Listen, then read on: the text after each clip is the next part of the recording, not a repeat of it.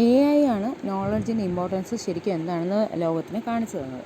അതുകൊണ്ട് തന്നെ knowledge based systems evolve ചെയ്യാൻ തുടങ്ങി. അതിൻ്റെ ഉദാഹരണം എന്ന് പറഞ്ഞാൽ ആദ്യം കണ്ടുപിടിച്ച കമ്പ്യൂട്ടർ സിസ്റ്റംസ് ആണ് ജനറൽ പർപ്പസ് പ്രോബ്ലം സോൾവേഴ്സ് ആണ്. പക്ഷേ അതിന് മിക്ക പ്രോബ്ലം എഫക്റ്റീവായിട്ട് സോൾവ് ചെയ്യാൻ പറ്റിയില്ല. അപ്പോൾ അതിന് ഉണ്ടായിരുന്ന പ്രശ്നം എന്ന് പറഞ്ഞാൽ ശക്തമായൊരു ബേസ് ഓഫ് നോളജ് ഇല്ലാതിരുന്നതാണ്. അപ്പം നോളജ് ബേസ് ഇമ്പോർട്ടൻ്റ് ആണെന്ന് മനസ്സിലാക്കി തുടങ്ങി. അങ്ങനെ അതിന് ഇമ്പോർട്ടൻസ് കൊടുത്ത് കൊണ്ടുവന്ന സിസ്റ്റംസിനാണ് നോളജ് ബേസ്ഡ് സിസ്റ്റംസ് എന്ന് പറയുന്നത്. എഡ്വേർഡ് എന്നുള്ള ആളാണ് ഒരു ഇമ്പോർട്ടൻ്റ് ആയിട്ട് ഈ ഒരു പുതിയ തിങ്കിങ് കൊണ്ടുവന്നത്. എന്ന് പറഞ്ഞാൽ ഒരു എക്സ്പേർട്ട് സിസ്റ്റത്തിൻ്റെ റിയൽ പവർ എന്ന് പറഞ്ഞാൽ അതിൻ്റെ നോളജിലാണ് ഇരിക്കുന്നതെന്ന്. അതുകൊണ്ട് തന്നെ എന്ത് ചെയ്തു, നോളജ് ബേസ്ഡ് സിസ്റ്റത്തിലൂടെ ഒരുപാട് വർക്കുകൾ നടന്നു. Including work in vision, learning, general problem solving, natural language understanding, ഇതെല്ലാം ഉള്ള നോളജ് ബേസ്ഡ് സിസ്റ്റംസ് ക്രിയേറ്റ് ചെയ്യാൻ തുടങ്ങി. ഓക്കെ, നോളജ് ബേസ്ഡ് സിസ്റ്റത്തിൻ്റെ പവർ എവിടെ നിന്നാണ്? From the expert knowledge that has been coded in to facts, rules, heuristics and procedures. The knowledge is stored in a knowledge base separate from the control and inferencing components. അപ്പോൾ knowledge base system എന്ന് പറഞ്ഞാൽ knowledge store ചെയ്തിരിക്കുക, അതല്ലാതെ എന്തൊക്കെ കാണും? കൺട്രോളും ഇൻഫറൻസിങ് കമ്പോണൻറ്റും കാണും. ഇത് രണ്ടുള്ളത് കൊണ്ടുള്ള ഗുണം എന്താണ്? This makes it possible to add new knowledge or refine existing knowledge without recompiling the control and inferencing program. അതുകൊണ്ട് തന്നെ പുതിയ നോളജ് ആഡ് ചെയ്യാനോ ഉള്ള നോളജ് റിഫൈൻ ചെയ്യാനോ പറ്റും. ഓക്കെ, അപ്പോൾ അതിൻ്റെ ആ ഒരു components of A knowledge base system ഇവിടെ ഒരു ഫിഗറായിട്ട് കൊടുത്തിട്ടുണ്ട്. ഇനി ആദ്യത്തെ സിസ്റ്റംസ് എന്ന് പറഞ്ഞാൽ പ്രോബ്ലം സോൾവേഴ്സും അതുപോലെ ഡിറ്റർമൈനിങ് കോംപ്ലക്സ് കെമിക്കൽ സ്ട്രക്ചേഴ്സിനൊക്കെ വേണ്ടിയിട്ടാണ് അത് ഉപയോഗിക്കുന്നത്. ഇപ്പോഴത്തെ ആണെങ്കിലും medical diagnosis of infectious blood disease കണ്ടുപിടിക്കാൻ ഇപ്പോഴത്തെ നോളജ് ബേസ് സിസ്റ്റംസ് ഉപയോഗിക്കുന്നത്. ഇനി നോളജ് റെപ്രസെൻറ്റേഷൻ ഒരു സിമ്പിൾ വേയിൽ പറഞ്ഞിരിക്കുന്നതാണ്. പരീക്ഷയ്ക്ക് ഇത് മാത്രം പോരാ. നിങ്ങൾക്കറിയാം നോളജ് എന്ന് പറയുന്നത് എസെൻഷ്യലാണ്. അതിന് നമുക്ക് എങ്ങനെ റെപ്രസെൻറ്റ് ചെയ്യാം? കമ്പ്യൂട്ടറിലാണെങ്കിൽ മെൻ്റൽ മാപ്സ് ആയിട്ട്, റിട്ടൺ ടെസ്റ്റ് ആയിട്ട്, ക്യാരക്ടർ സ്ട്രിങ്സ് ആയിട്ട്, ബൈനറി നമ്പേഴ്സ് ആയിട്ടും മാഗ്നറ്റിക് സ്പോട്സ് ആയിട്ടാണ് കമ്പ്യൂട്ടറിൽ അത് റെപ്രസെൻറ്റ് ചെയ്യാവുന്നത്. പിന്നെ നമുക്ക് എങ്ങനെയൊക്കെ റെപ്രസെൻറ്റ് ചെയ്യാം? ഒരു എക്സാമ്പിളായിട്ട് പറയുന്നത് കണ്ടോ, പ്രെഡിക്കേറ്റ് ലോജിക്കാണ് ഒരു വലിയ example. The most important knowledge representation ഒന്നാണ് ഫസ്റ്റ് ഓർഡർ പ്രെഡിക്കേറ്റ് ലോജിക്ക്. നിങ്ങൾക്കറിയാം John is a father of Jim എന്ന് എഴുതി എങ്ങനെ എഴുതും? ഫാദർ ബ്രാക്കറ്റിൽ ജോൺ ജിം എന്ന് എഴുതും. ഇനി പിന്നെ എന്തൊക്കെ റെപ്രസെൻറ്റേഷൻ സ്കീമുണ്ട്? നമ്മൾ ഓൾറെഡി പഠിച്ചതാണ്. Frames, associative networks, fuzzy logic, object oriented methods ഉണ്ട്. അത് നിങ്ങൾക്ക് ഇപ്പോൾ പഠിക്കാനില്ല. നേരത്തെ നിങ്ങൾ പഠിച്ചിട്ടുണ്ട്. CPPയും സിയും ഒക്കെ ഉപയോഗിക്കാറുണ്ട് AI-ൽ.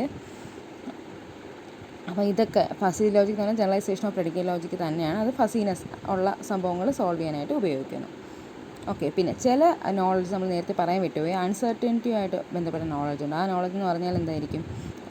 വേ കോൺട്രാഡിക്ടറി, ഇൻകംപ്ലീറ്റ്, അങ്ങനത്തെ നോളജുകളും ചിലപ്പം ഡീൽ ചെയ്യാൻ വരാറുണ്ട് സിസ്റ്റത്തിന്. പിന്നെ അടുത്ത ഇമ്പോർട്ടൻറ്റ് ടോപ്പിക്കാണ് knowledge organisation. Organisation of knowledge in memory എന്ന് പറയുന്നത് ഭയങ്കര ഇമ്പോർട്ടൻ്റ് ആണ് എഫിഷ്യൻറ്റ് പ്രോസസ്സിങ്ങിന്. എങ്ങനെയാണ് മെമ്മറിയിൽ നോളജ് ഓർഗനൈസ് ചെയ്യുന്നത്? ഒരുപാട് ലക്ഷക്കണക്കിന് ഫാക്ട്സും റൂൾസും ഒക്കെ കാണും. അപ്പോൾ പെട്ടെന്ന് തന്നെ അത് റിട്രീവ് ചെയ്യണം. എന്തെങ്കിലും ഒരു ചോദ്യം കമ്പ്യൂട്ടറിലോട്ട് വന്നാൽ നമുക്ക് ആ കമ്പ്യൂട്ടറിന് അവിടെ എവിടെയാണ് പെട്ടെന്ന് റിട്രീവ് ചെയ്യാൻ പറ്റണം. അപ്പോൾ സെർച്ചിങ്ങിൻ്റെ സമയം കുറവായിരിക്കണം. അതെങ്ങനെ ചെയ്യും എന്ന് പറഞ്ഞാൽ can be organised in memory for easy access by method known as indexing. അപ്പം മെമ്മറിയിൽ നോളജ് ഓർഗനൈസ് ചെയ്യുന്നതിനെ നമ്മൾ എന്ത് പറയുന്നത്? ഇൻഡെക്സിങ് എന്ന് പറയുന്നത്. ഇൻഡെക്സിങ് എന്ന് പറഞ്ഞാൽ grouping the knowledge in a way that keywords can be use to access the group. ഇപ്പോൾ ഒരു ഉദാഹരണത്തിന് ഇപ്പോൾ കോളേജിൽ നിങ്ങളുടെ ആരുടെയെങ്കിലും ഒരാളുടെ നമ്പർ ഞാൻ കണ്ടുപിടിക്കണം എങ്കിൽ എന്ത് ചെയ്യണം? കോളേജിലൊരു കുട്ടിയുടെ നമ്പർ വിളിച്ച് ചോദിച്ചാൽ പാടായിരിക്കും. അതേസമയം എന്ത് പറയണം? ഫിസിക്സിലൊരു കുട്ടി, അപ്പോൾ കുറച്ചും കൂടെ ഒരു ഗ്രൂപ്പായി. ഇനി നമുക്ക് അതിലൊരു ഗ്രൂപ്പ് എന്താണ്? MSc ഫിസിക്സിലൊരു കുട്ടി. അപ്പോൾ നമുക്ക് പെട്ടെന്ന് ആ ഇതിലോട്ട് എത്താം. അപ്പോൾ നമുക്ക് എന്ത് ചെയ്യാം? MSc ഫിസിക്സിലൊരു കുട്ടിയുടെ നമ്പർ കണ്ടുപിടിക്കാൻ എളുപ്പമല്ല. അതുപോലെയാണ് കമ്പ്യൂട്ടറിൽ നമുക്ക് എന്തെങ്കിലും ഗ്രൂപ്പ് ഓഫ് നോളജായിട്ട് തരം തിരിച്ചിട്ട് അതിന് ഓരോ കീവേഡ് കൊടുക്കും. ഇവിടെ നിങ്ങളുടെ അതിൽ കീവേഡ് എന്താണ്? MSc ഫിസിക്സ്, ഇതൊക്കെ കീവേഡ്സ് ആണ്. അപ്പോൾ keywords point two the knowledge groups. അപ്പോൾ എന്ത് പറ്റും? പെട്ടെന്ന് ഒരു സെർച്ച് പ്രോസസ്സിനിടയ്ക്ക് പെട്ടെന്ന് എന്ത് ചെയ്യും? കമ്പ്യൂട്ടർ എന്തിലും വേണ്ട മാത്രമേ സെർച്ച് ചെയ്യുള്ളൂ. MSc ഫിസിക്സ് എന്ന് പറഞ്ഞ ഗ്രൂപ്പിൽ മാത്രമേ സെർച്ച് ചെയ്യുള്ളൂ. എന്നിട്ട് പെട്ടെന്ന് തന്നെ നമുക്കത് റിക്കവർ ചെയ്യാൻ പറ്റും. ഓക്കെ, അപ്പോൾ നമുക്ക് മനസ്സിലായി. Choice of representation can simplify the organisation and access operations. Example എന്ന് പറഞ്ഞാൽ frames link together in A network. നമ്മൾ നേരത്തെ ഫ്രെയിംസിനൊക്കെ അത് പഠിച്ചിട്ടുണ്ട്. ഓക്കെ, ഇനി അടുത്തതെന്ന് പറഞ്ഞാൽ നോളജ് മാനിപ്പുലേഷൻ.